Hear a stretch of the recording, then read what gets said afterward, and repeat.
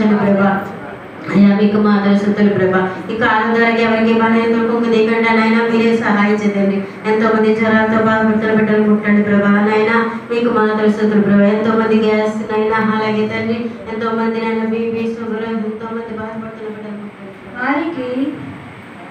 వారికి నా కట్టడలను నియమించి నా విధులను వారికి తెలియజేసుకుని ఎవరైనా వాటిని అనుసరించినలా వాటన్నింటిని బట్టి బ్రతుకును మరియు